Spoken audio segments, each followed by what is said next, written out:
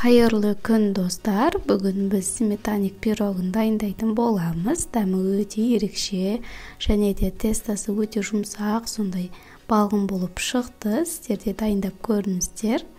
Видеомды көрмес бұрын алдымен комментарий жазып, лайк басып, және де менің каналыма тіркеліп кетуді ұмытпаңыздар. Сіздермен бірге болатын Айдана.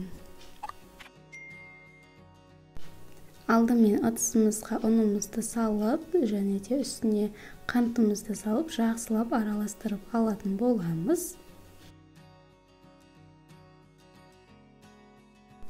Содан кейін қопсытқышымызды салып, одан соң бөлме температурасында еріген сары майымызды салып, жақсылап песочный теста жасайтын боламыз, яғни ұнтақталған тестаны жасаймыз. Мінекей менде осындай болып шықты. Енді үстіне бір жұмыртқамызды салып, қамыр илейтін боламыз.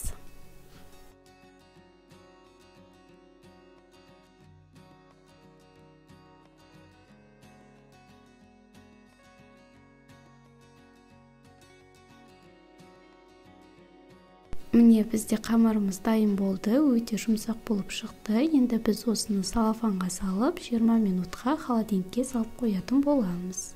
Енді біз салмасын дайындайтын боламыз. Ол үшін бізге қаймақ және де үлкен ас қасықпен 3 қасықтай қант салатын боламыз. Содан кейін 2 жұмыртқа жақсылап венчиктің көмегімен араластыратын боламыз. Бұл жерде қаймақтың проценті 22%.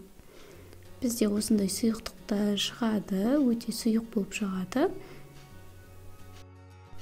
Енді табамызды алып, сары майымызды осылай барлық жағына жағып шығамыз, жандарына дейін.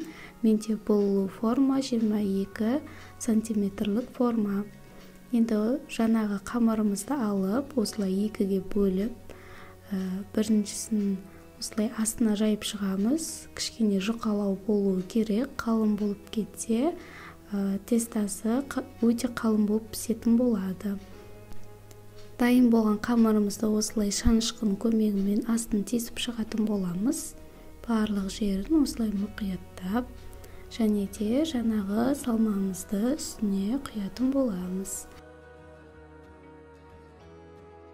Енді біз пирогымызды 180 градуста қызып тұрған пешке 25-30 минуттай пісіріп алатын боламыз.